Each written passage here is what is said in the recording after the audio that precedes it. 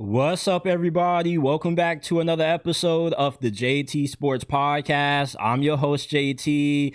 The Texans upset the Bills on Thursday Night Football. Their defense was out there looking like a pack of hounds out there. I'm talking about they were sniffing Josh Allen out on every damn play. They had 8 sacks and also 2 interceptions on Josh Allen. This is a huge win for the Houston Texans. A month ago, it looked like their season was over.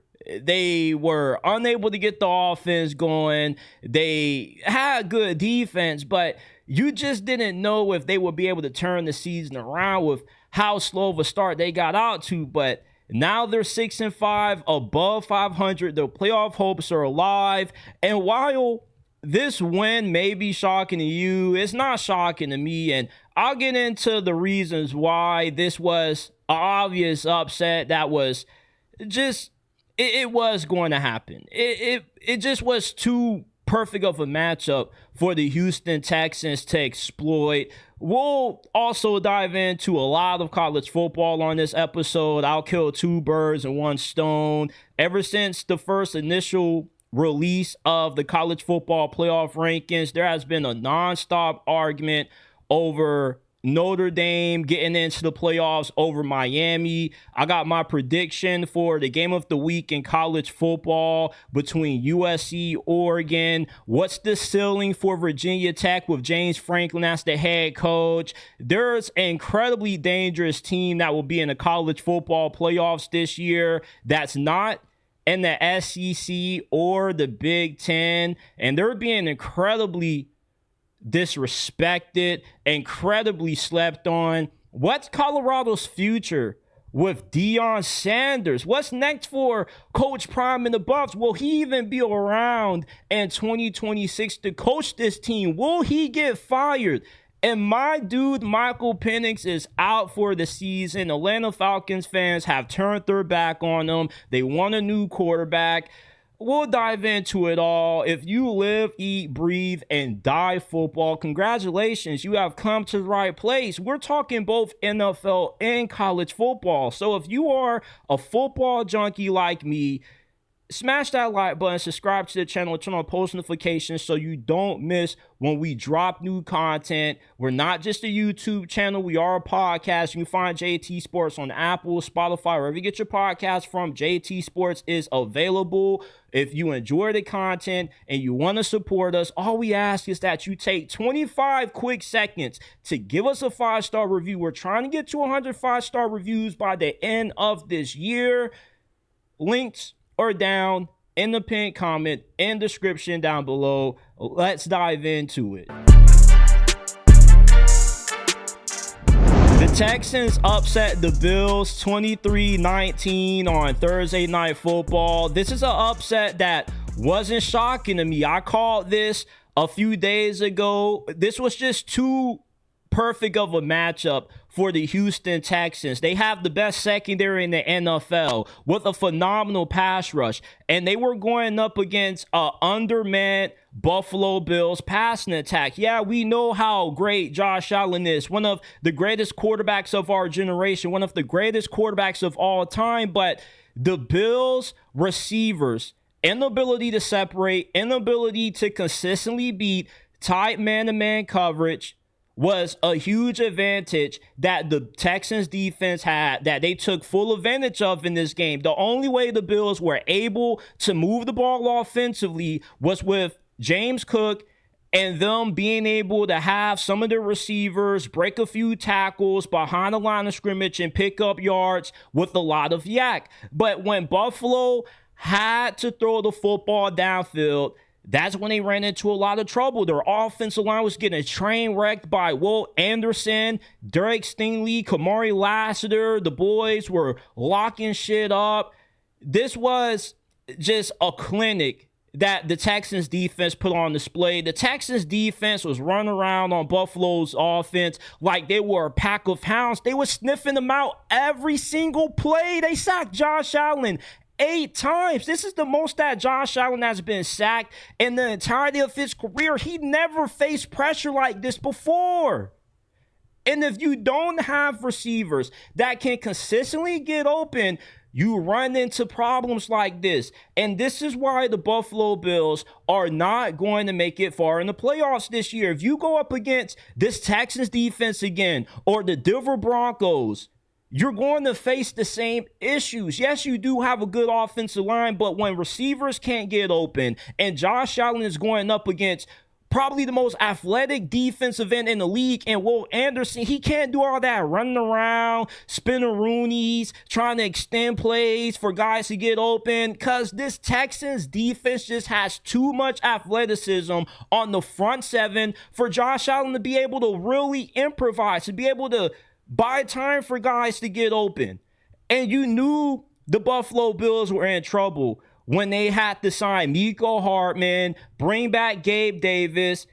This receiving core just isn't good enough. Even if you had Dalton Kincaid, he still would have been that much of a difference maker. You need an elite wide receiver to get open on this Texans defense, on this Texans secondary. And the Buffalo Bills simply don't have it.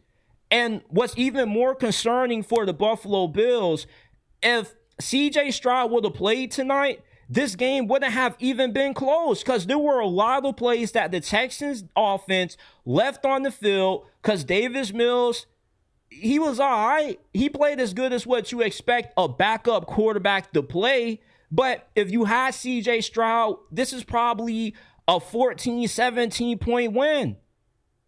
This Texans defense has brought this team back from the dead. I thought the Texans were done less than a month ago. I thought that with the slow start the Texans had gotten out to, their offense struggling all year long, their chances of making it to the playoffs were slim to none. And now here we are. The Texans are right back in the mix, and they control their own destiny. If they win out, which there's a very strong chance that they win out with the way that this defense is playing, we talk about the Broncos having the best defense in the NFL. The Texans have a right to that claim also.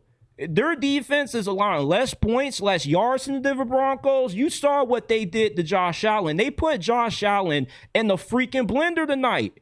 They had 8 sacks. And it's really hard to get a guy like Josh Allen down. He's like fucking Derrick Henry at quarterback. And they were hounding him. They were pulling off assault on Josh Allen in the Bills offense tonight, man. That brother wasn't knowing what the hell was going on. He ran into a buzzsaw in Houston. And that Houston home crowd was freaking rocking. They were going bananas. They were going insane. I've never heard the Texans stadium this loud before.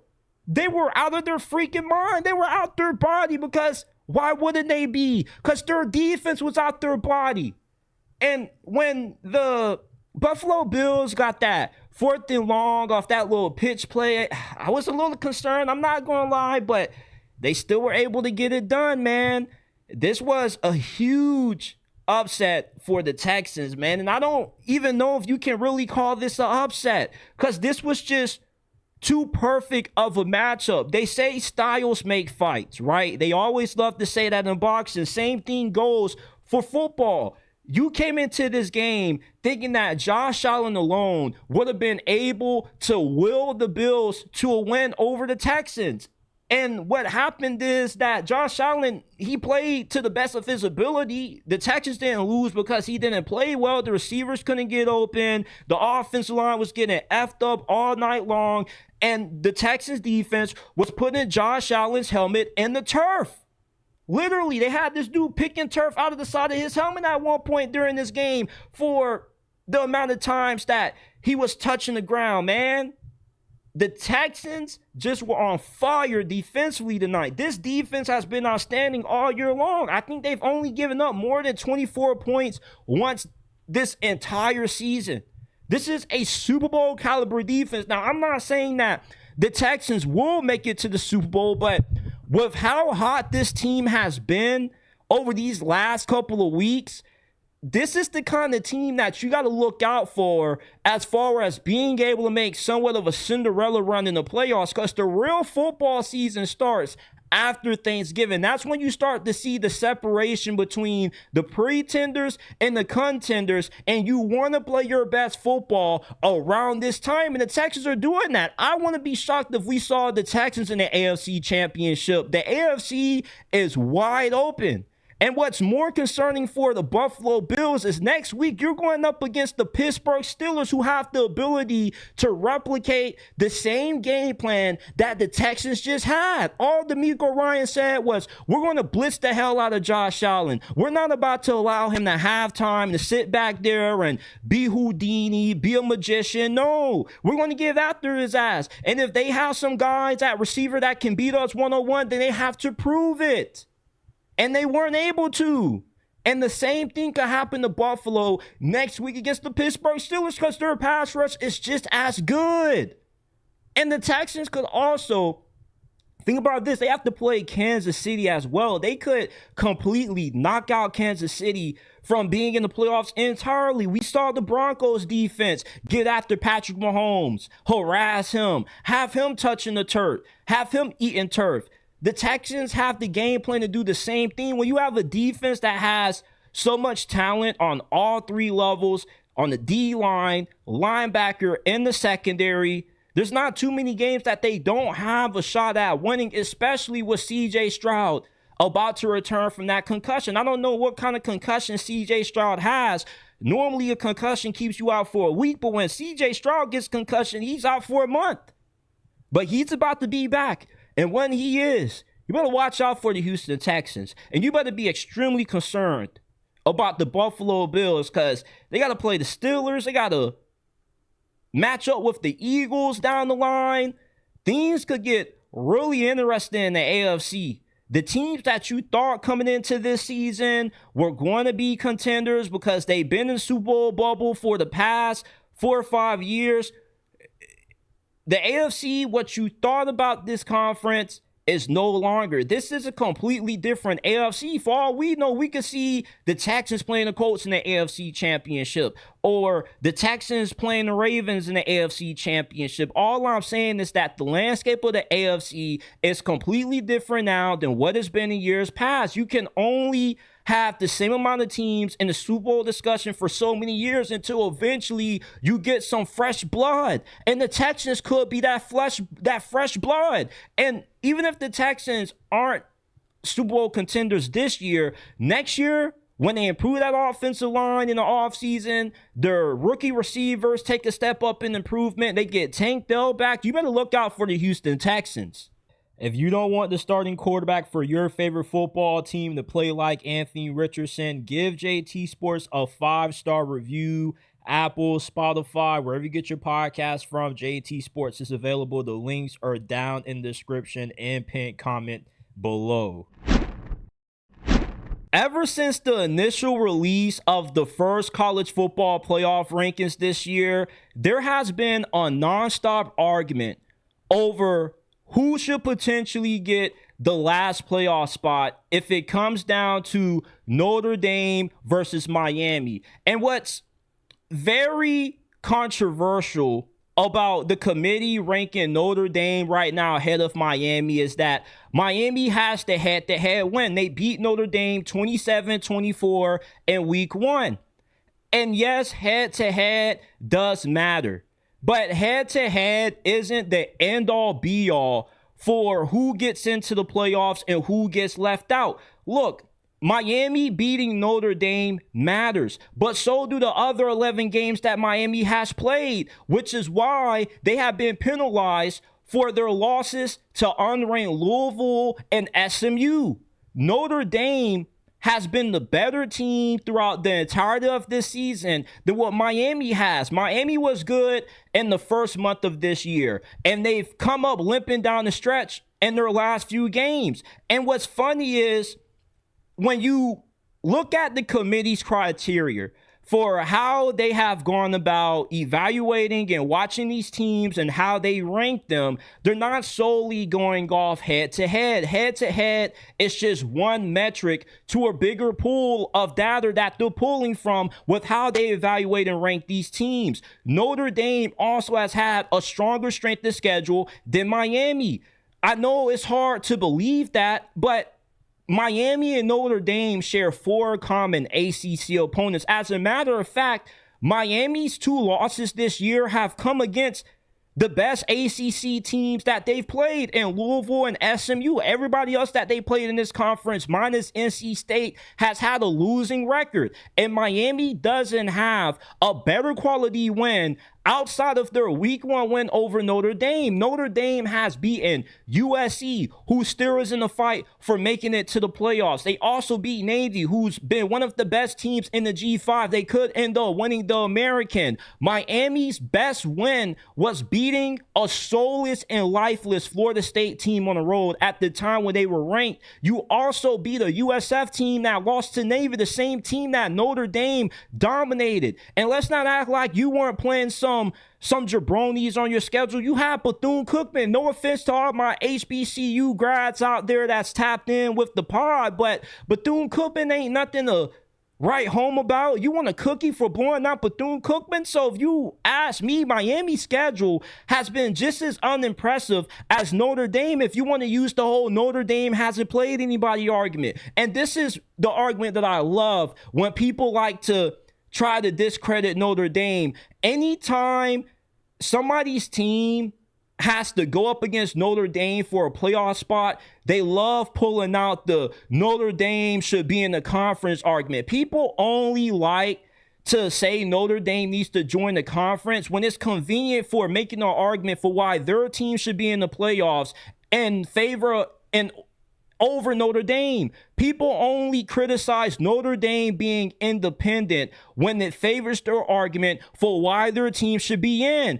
Only 4 or 5 teams that make it to the playoffs can win their conference championships. The other teams that are in it get at-large bids. So Notre Dame not being in the conference doesn't factor into anything when we're having the debate about if they should be rated higher, if they should even be in the playoffs over Miami. Just because Miami beat Notre Dame in week 1 doesn't erase the other 11 games. If we're putting teams in the playoffs based off head-to-head wins and we just forget the rest of the other 11 games, then Florida State should be in the playoffs over Alabama and SMU should be in the playoffs over Miami, since both of those 2 teams have to head-to-head, right? Head-to-head is just one metric in the bigger pool of data that is used to evaluate these teams.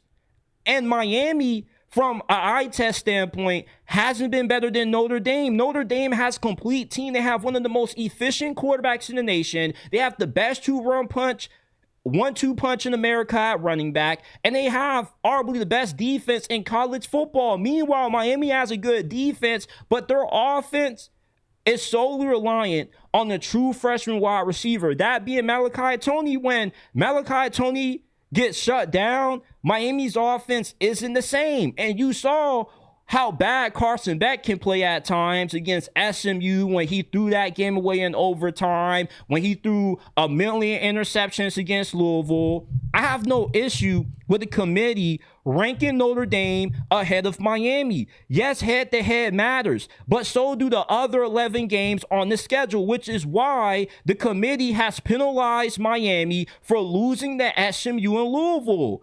I'm not saying the games don't matter. The games do matter, which is why Miami is ranked behind Notre Dame, because one game doesn't define where you should be seated in the playoffs. It doesn't define the entirety of your season. There's a bigger body of work that you gotta have to continue to stay in the rankings the way Miami has fell. And Miami, at one point, they were a top 5 team, but ever since they had those 2 losses, they fell. That's what happens when you lose. When you continue to win, you stay high in the rankings. When you lose and you have another team that you beat ascending while you descend, then you end up being ranked behind them. USC versus Oregon is the game of the week. This is the Super Bowl for both of these 2 teams. The winner keeps their college football playoff hopes alive, and the loser, maybe if Oregon loses, they still have a shot at getting in, but you gotta feel the loser probably is eliminated completely from being in the playoff conversation. Oregon is a 10.5 point favorite going into this game. And there's a lot of talk, a lot of belief that Oregon is going to win this game and it's going to be a pretty emphatic victory. But I think that what USC has on offense, the 7-11, the wide receivers, Makai Lemon, Jacoby Lane, I call them 7-11 because they're always open, are going to be the difference in USC being able to hang around with Oregon and possibly walking out of Autzen with the win. Makai Lemon and Jacoby Lane, it's hard to have a secondary good enough to shut down these two receivers. These are arguably the best receivers in the Big Ten, not named Jeremiah Smith and Cornell Tate. And also, both of these guys are going to be playing against on Sundays. Makai Lemon is a lock for the first round. Jacoby Lane more than likely would be a round 2, round 3 guy, or maybe he could go in the first round. There aren't too many defenses that have the personnel in the secondary to be able to shut down USC's passing attack. Now, if you want to go back to USC's loss against Notre Dame, look at that loss with some context. USC lost that game because Jaden Mayava had an off night.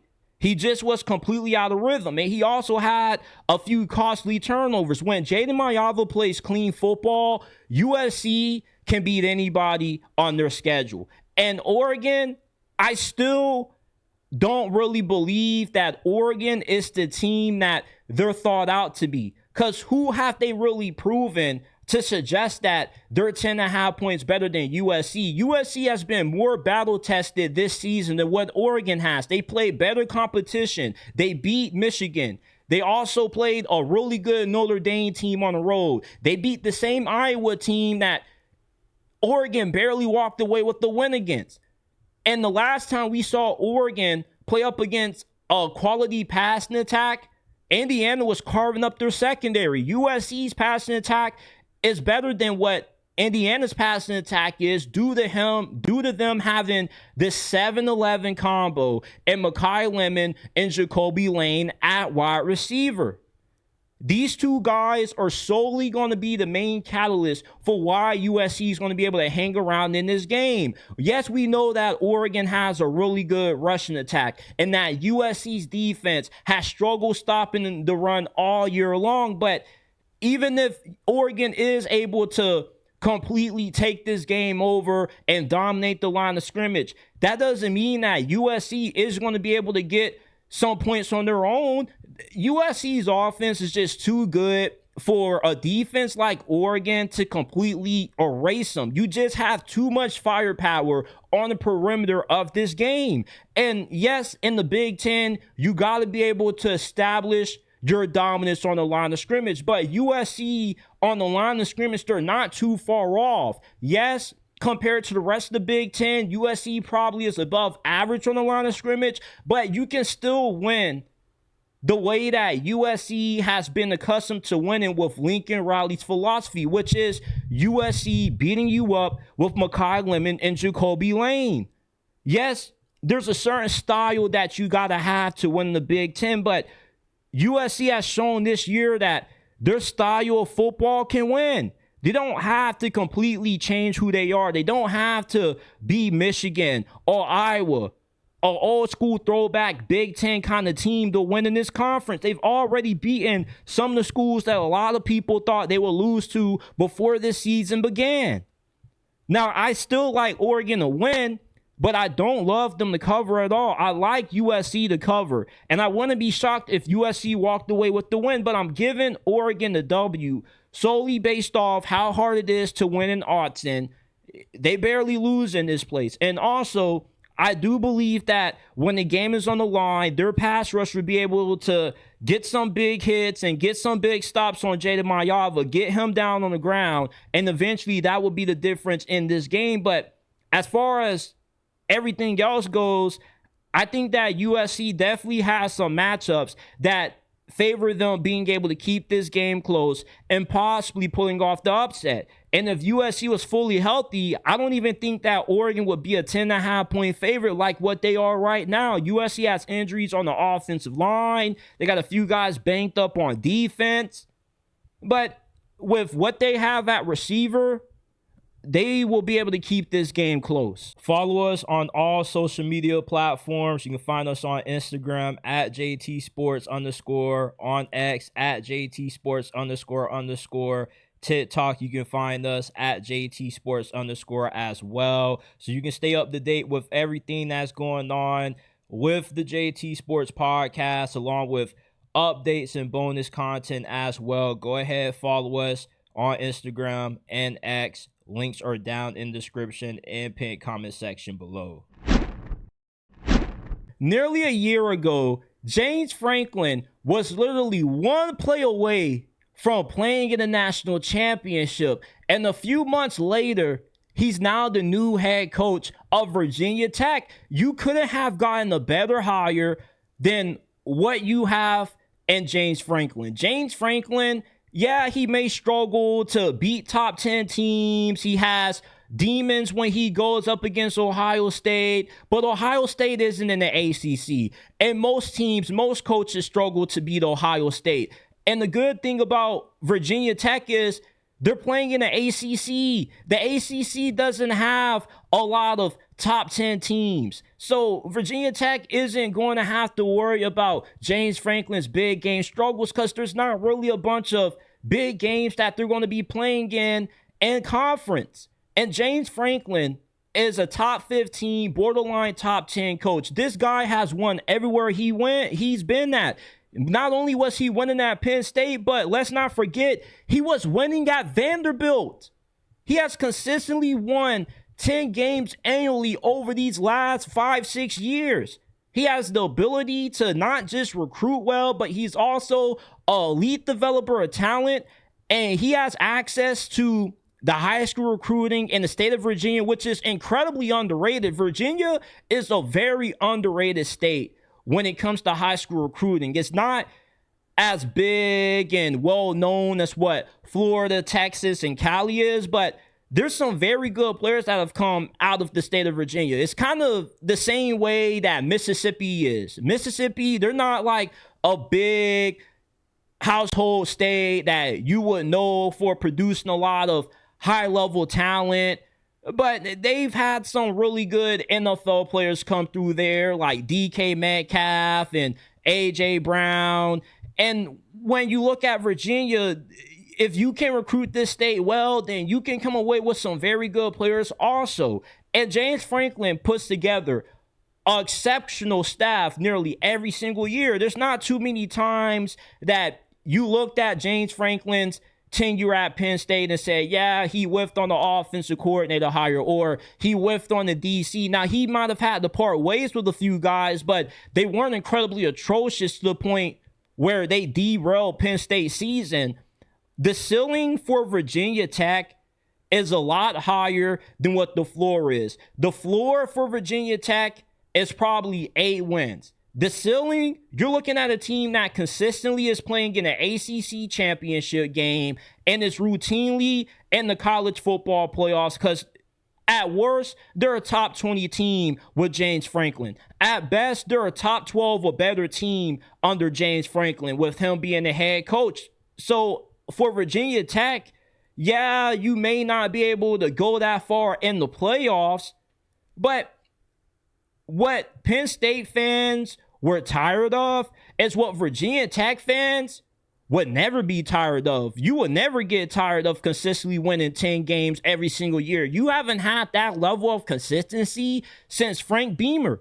And James Franklin called Frank Beamer allegedly before he took this job and asked for his blessings. Was it okay for him to take over this program? And Frank Beamer allegedly said, hell yeah, do your thing, brother. James Franklin, one thing about him that I don't think is talked about enough is how much his players love him. Penn State has 17 decommits since their firing of James Franklin. I expect at least 60-70% of those guys end up flipping to Virginia Tech. Virginia Tech, what also makes this hire such a grand slam for them is how committed they are to football. They're willing to put a lot more money into their football program than what they have in years past. So they can be able to get some of these blue chip guys that initially were committed to play for James Franklin at Penn State, and they can win them over. They also have one of the best entrances in all of college football.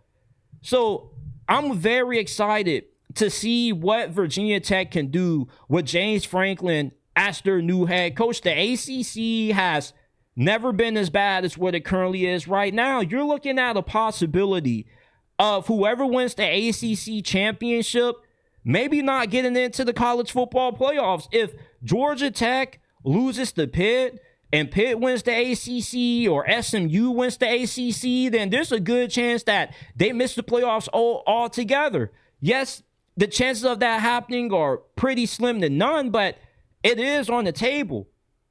And I think with James Franklin now, he strengthens the ACC. If I was to ask you right now to rank every head coach in the ACC from best to worst, James Franklin, he at least has to be number 2 behind Dabo Swinney, right? Are you putting Mario Cristobal ahead of James Franklin? You're putting Jeff Brom ahead of James Franklin?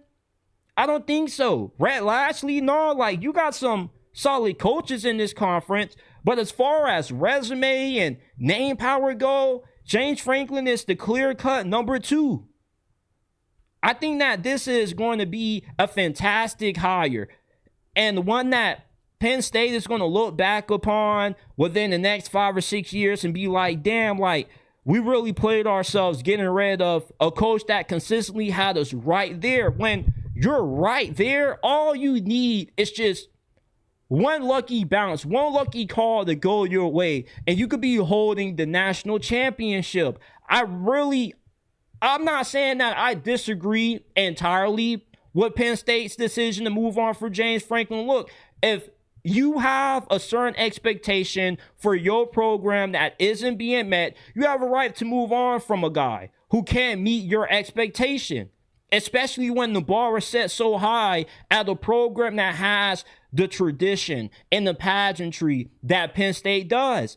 But if you're moving on from James Franklin, you're putting yourself in a very difficult spot trying to find a guy who can match and even exceed the success that James Franklin has had. It's a lot easier to find a guy who can win 8-7 games a season than it is to find a guy who can win 10 games or more, like what James Franklin has. Penn State is more likely going to whiff on their James Franklin replacement than they are to find a James Franklin upgrade.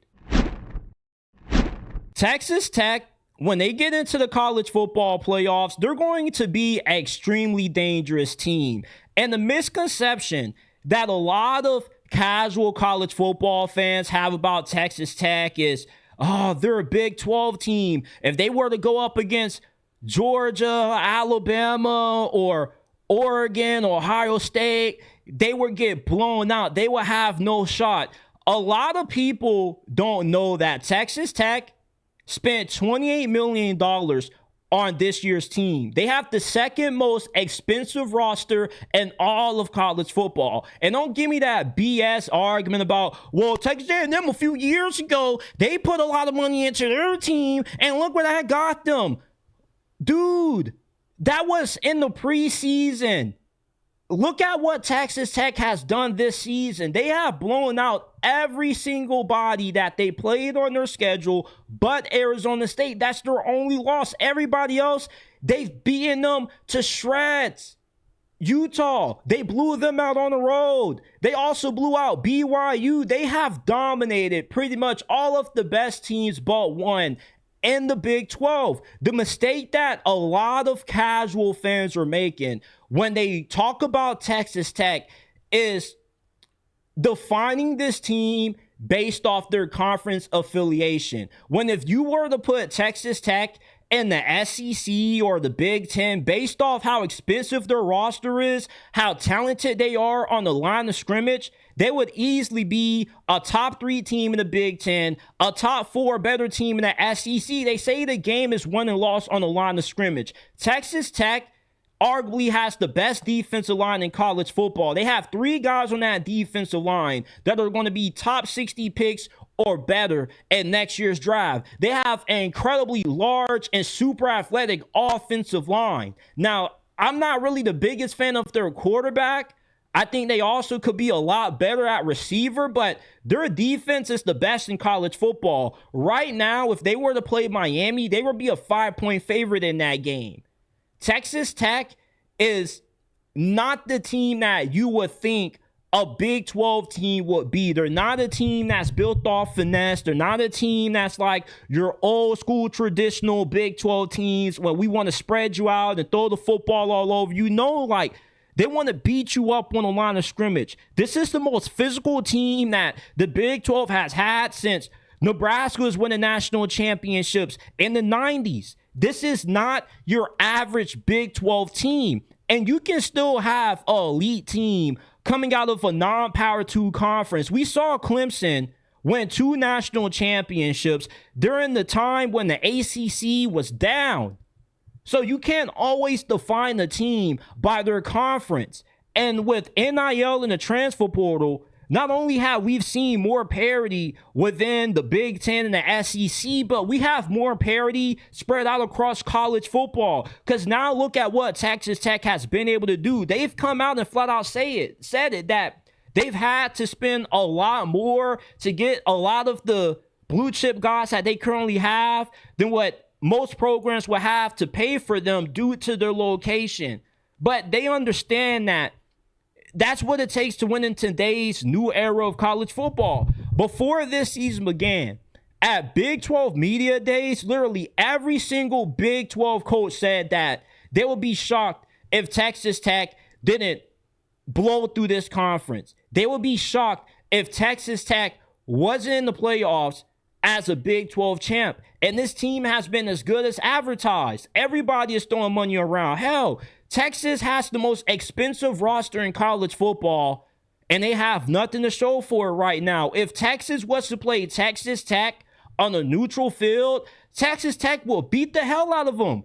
Arch Manning will be seeing ghosts against Texas Tech's defense, which is why you can't always judge a team and define the team based off the old conference stereotype. Oh, they come out of the Big 12. They're going to be a one-and-done playoff team. I promise you that Texas Tech is going to pull off an upset or two during this year's playoffs. And it's going to be a huge surprise to everybody that doesn't truly follow what Texas Tech put into this year's team. This is not your average Big 12 team. They are way bigger, way more physical, and way more athletic than every other team in this conference. BYU has always been a consistently good team.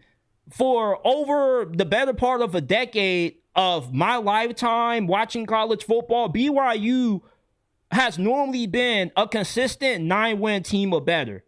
And they completely got pasted by Texas Tech. Utah, I don't think they've ever got beat the way that they did against Texas Tech. Texas Tech gave them a wedgie. They gave them a wedgie over the top of their head, and they gave them 2 black eyes. Like, they got destroyed. And Utah has a team that's good enough to compete with the better half of the SEC, the better half of the Big Ten. The huge mistake that people are making with Texas Tech is they solely base the upside of this team based off their conference affiliation, which is why we play the games. And if Alabama has to play Texas Tech in the first round, or Oregon has to play Texas Tech in the first round, I think a lot of people are going to be incredibly surprised at how well Texas Tech is going to be ready to be up for that game. How well they're going to be able to hold their own against teams coming from the Power 2 conferences. This is not your average Big 12 team. This is a SEC team, a top 4, top 5 Big 10 team playing in the Big 12 conference. You can have elite teams in a non-Power 2 conference. I know the idea of that sounds so unbelievable. But with NIL and the transfer portal, we've had so much parity across this sport that I can see a Texas Tech team that pulls off an upset or two and makes a Cinderella run. This is not a team that should be taken lightly. And since they are, that's what makes them so dangerous. Because I promise you, a lot of coaches, if they see Texas Tech in the first round of playoffs, they're going to be very nervous. Because this is not your average, we're just a finesse team that's going to throw the football 50, 60 times. Like, this is a very dangerous team. And I think that they're going to beat a few SEC Big Ten teams down the road, and I expect them to be in the Final Four. This is the best team that money could possibly buy in the Big 12. I'm still very bullish on Colorado's future under Deion Sanders. I know that I've been very critical of Coach Prime this year. I still stand on the hill that the criticism has been more than warranted, and he does deserve a lot of blame for how left things have gone this season with his refusal to move on from Pat Shurmur, him whiffing on his replacement for Shedeur Sanders and Caden Salter. But at a place like Colorado, it's hard to continually sustain success. Even if you would have had Nick Saban or Urban Meyer coaching Colorado instead of Deion Sanders, the ceiling would still be incredibly limited. It's very hard to entice recruits, especially 5 or 4 stars, to want to play in the city of Boulder. Nice place, but there's not really a lot of things to do up there. And I'm saying that because I have 2 friends that have played or play for Colorado. One currently is a walk-on. The other was part of Deion Sanders' first transfer portal class. And he flat out told me, like, if it wasn't for Deion Sanders, a lot of people, including me, wouldn't even entertain the idea of going to Boulder to play football for Colorado, because it's just a very hard place to incentivize guys playing at unless you're throwing a huge lump sum of NIL money at them. And Colorado doesn't have a big NIL collection. They don't have a big NIL backing like Texas Tech does. Texas Tech paid $28 million for this year's team. I don't think Colorado would ever be able to have that much money to spend on the team. And basically, the blue chip guys that Deion Sanders currently has, Juju, Jordan Seaton, those guys took discounts to play for Colorado because they wanted to play for Deion Sanders. A lot of these guys aren't willing to take that pay cut. Even though they probably love Deion Sanders, a lot of these parents are chasing the bag. They're chasing the money. Deion Sanders has shown that he's a good recruiter. He can get 5 and 4 star talent to want to play for Colorado. But he's very selective with who Colorado targets in recruiting because they have such a limited amount that they can spend on NIL. So would you rather spend that NIL money mostly on unproven guys out of high school, or would you use that money to get proven starters out of the transfer portal? I think that Deion Sanders has the ability to be a great recruiter if he was at a program that had more resources than what he currently has at Colorado. And when you have a team that has such a limited NIL backing, that has such limited resources, and a location that's hard to get recruits to want to play at, you're going to see a lot of volatility year to year. Sometimes Colorado may do what they did in 2024, win 9, maybe 10 games, compete for the Big 12 championship, and then completely fall off because they're unable to replace a lot of talent that they lose. And we got to stop acting like Deion Sanders hasn't won anything. That's what pisses me off the most with how Deion Sanders gets talked about. Oh, he had a Heisman Trophy winner and an NFL quarterback and Shedeur Sanders, and all he had to show for it was 9 wins. That 9-4 season that Deion Sanders put together in his second year at Colorado is the second best season that Colorado football has had in 23 years. So let's stop this nonsense that Deion Sanders hasn't won anything. It's funny how people always say bowl games are meaningless, but when it comes to using their bowl loss to BYU against Deion Sanders, all of a sudden the bowl games matter. Listen, you don't need to win a bowl game to have a successful season. A successful season at a place like Colorado isn't defined by making it to the college football playoffs, win the Big 12, win the bowl game. If you're winning 7 or 8 games every single year, you're doing a fantastic job. Look, I know a lot of Deion Sanders fans and Colorado supporters are going to hate to hear this, but Deion Sanders will never win a national championship at Colorado. Neither would Nick Saban or Urban Meyer. There is a ceiling at Colorado. And unless Colorado's donors can get more money to put into their collective, Deion Sanders, I think the best that he'll be able to do is winning the Big 12 occasionally, making it to the college football playoffs, maybe pulling off an upset, getting to the second round, but it's hard to get further than that when you have so many teams putting so much money into the roster. Now, I'm not making excuses for the disaster that Colorado season has been this year. Deion Sanders is the highest paid coach in the Big 12.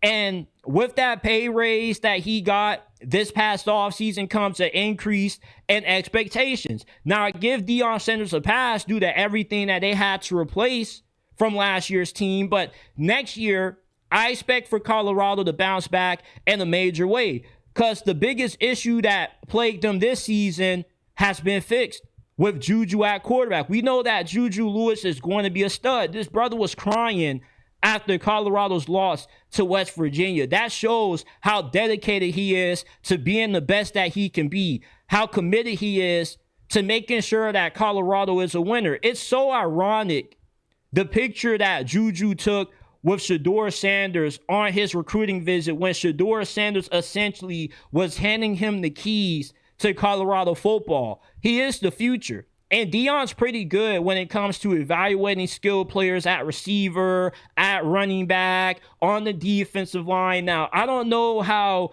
he's a Hall of Fame corner, one of the best probably to ever play his position, and yet he has whiffed so bad when it comes to the secondary. Letting a guy like Colton Hood walk away definitely was a huge loss.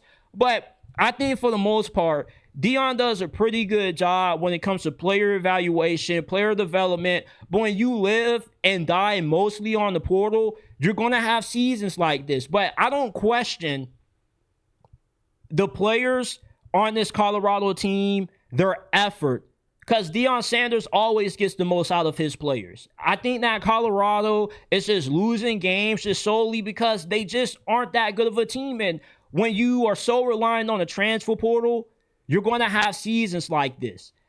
But Deion also has to improve the recruiting, which I believe that he will. And I believe that Deion Sanders is going to get this thing turned around. One thing that you can't take away from Deion Sanders is that he doesn't hesitate to make changes. And he will get a better offensive coordinator. He already has gotten a better quarterback. And defensively, you'll have way better players on that side of the football next season than what they have this year. I expect a completely different Colorado team. And playing in the Big 12, you normally have a lot of variance from year to year out of a lot of teams. Arizona State was just in the Big 12 championship last year. A lot of people picked them to win the Big 12 again this year, and they're not even in the mix for winning the Big 12 championship. So when you're playing in the Big 12, you're not always going to see the same teams at the top on a year-to-year basis like how you would in the Big 10 with Ohio State, Oregon, Michigan, and the SEC with Alabama, Georgia, because Colorado doesn't have the kind of resources that those blue blood programs do, that some of these top-tier programs in college football do. And the Big 12 doesn't really have anybody that consistently recruits at a top 25 level outside of Texas Tech, because Texas Tech has a lot of oil money. And that's why Deion Sanders has been championing for college football to have a $20 million salary cap, because then if you put a salary cap, then that makes the playing field a little bit more level. Now, Colorado still wouldn't be able to come close to spending $20 million on the team, but if you have a capable coach, if you spend around $14, $13 million, that's enough to where you can close the gap with your coaching. So you still got to have money to be able to compete. I know that a lot of Colorado fans live in this fairy tale land that Deion and their dreams can hoist up that national championship trophy, but you got to spend if you want to win. College football now it's like Madden Ultimate Team. You got to spend a lot of money to open up packs to put together the best team possible in order to win. And you can be a great coach, but if you don't have the amount of money to spend on NIL and the transfer portal, then you're going to have a hard time being able to keep up. I still believe in Deion Sanders as being the right head coach for Colorado football. Success isn't always linear. Sometimes it takes you taking 5 steps backwards to take 10 steps forward. And Deion Sanders still had a season last year that is going to be remembered forever because it's the second best season that they've had in over 2 decades. So let's stop trying to make it seem like Deion hasn't proven that he can win as a head coach. You want to fire a head coach after 1 down season? Well, he's had 2 bad seasons. Year 1 doesn't count. A lot of coaches, unless you're Kurt Signetti, struggle in their first season. Even if you were able to overhaul the roster from the transfer portal, not everybody can change a program overnight. Even Kenny Dillingham, and everybody praises him for being able to do more with less. His first season was ass at Arizona State. I still have a lot of confidence that Colorado can be a Big 12 champion and make it to the college football playoffs in the future under Deion Sanders. I'm expecting a bounce-back season out of Colorado in 2026. And if Colorado still is what they currently are right now, then Deion Sanders deserves to get fired. But I think that Colorado is going to have a lot of patience with Deion because they're not a school that can just afford a massive buyout. $10 million for Colorado to buy out Deion Sanders would be a lot of money that they probably don't have. Hell, even when they hired Deion Sanders, they reported, and I don't know how true this is, that Colorado didn't have the money at the time to pay Deion Sanders flat out what they promised they would give him. They would pay him that money over time, which is why they have the incentives in his contract where he gets a certain percentage of the merchandise and some of the other things that comes with the brand, the appeal of Deion Sanders. That's understandable because they didn't really have the money to afford Deion Sanders when they first hired him. This isn't some blue blood program like Alabama and Georgia. So I understand why people come at Deion the way that they do, and not going to say that it's racism involved somewhat, but let's just be a little bit honest. People are a little bit more critical on Deion Sanders than what they are the majority of other coaches that are in similar situations to what Deion Sanders currently is. But I still have faith and I still have a lot of belief that Deion can eventually get Colorado to a Big 12 championship and to the college football playoffs. It could be as quickly as next year. Who knows? If you ever get bored during the middle of the day and you're trying to talk some football, join the JT Sports Discord server, man. Link is down in description and pinned comment below. We're trying to talk some ball with you, man. We want to hear from you. Go ahead and join the JT Sports Discord server. All the links are in the description and pinned comment section below.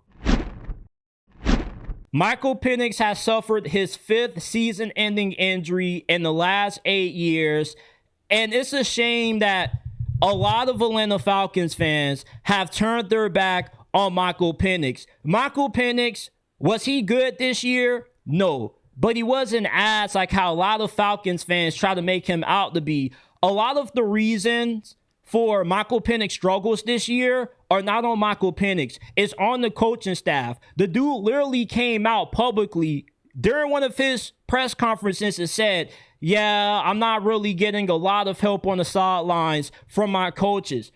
And that tells you everything that you need to know about not just why Michael Penix has struggled this year, but why the Falcons, who have a more talented roster than the Carolina Panthers, are in third place in this division behind them.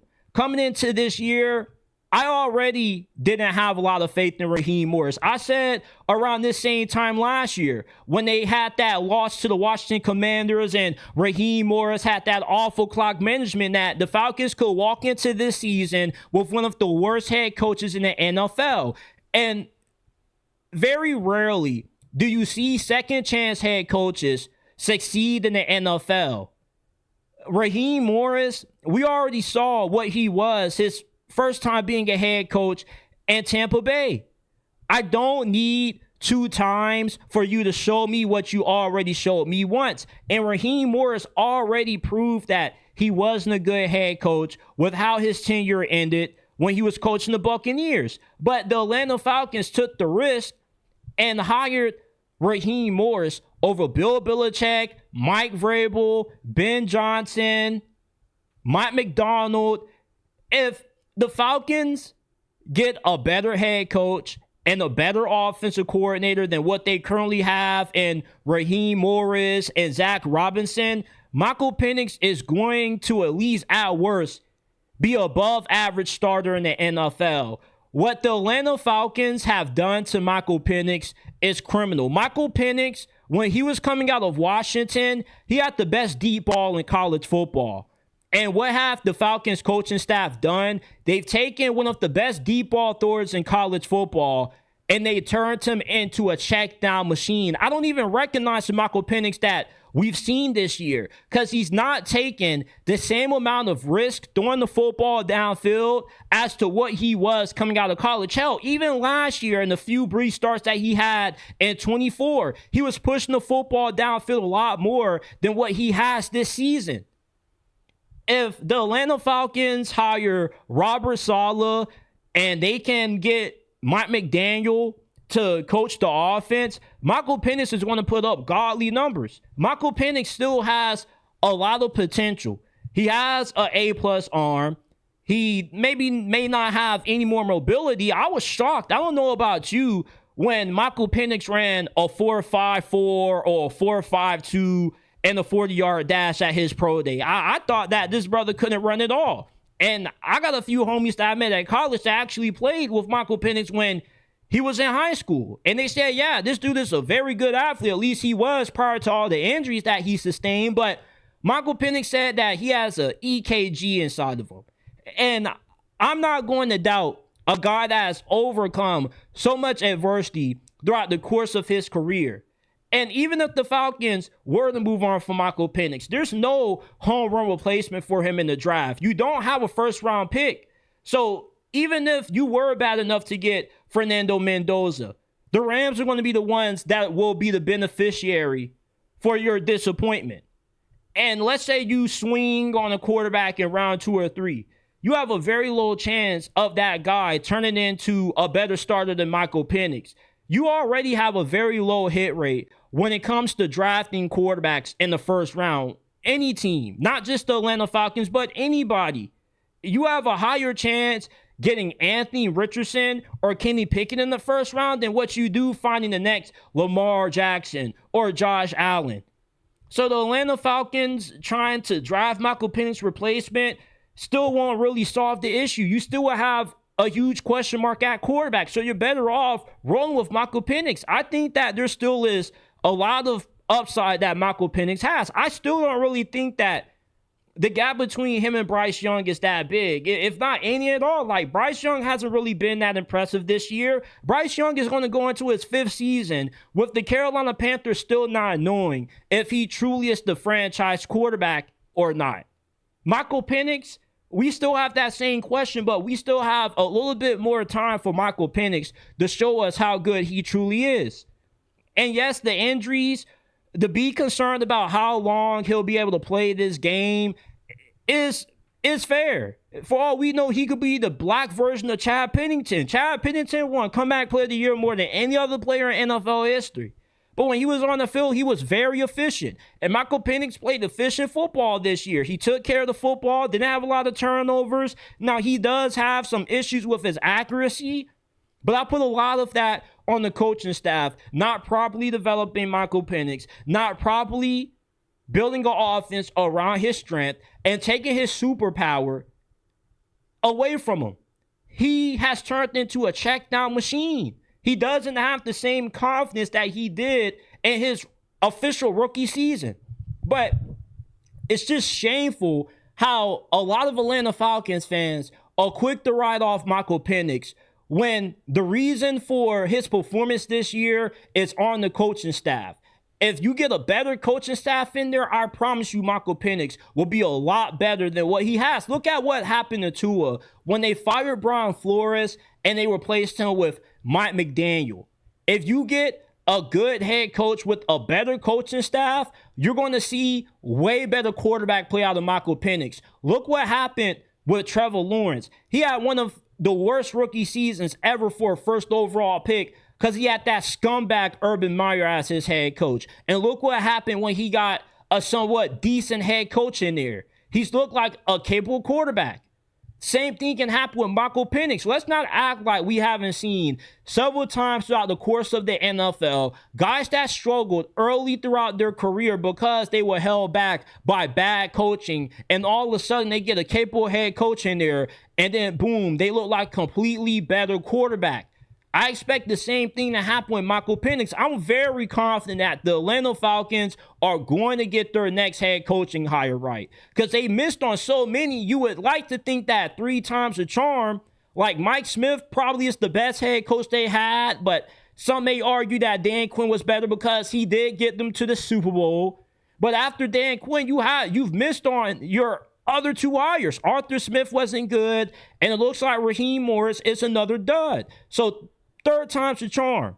And when Atlanta does get their next head coaching hire right, Michael Penix is going to look like a completely better quarterback than what you've seen this season. I'm not about to define a guy that doesn't really have a full season under his belt as a starter. Michael Penix has played like half a season if you put together the games that he played this year and last year in his first season.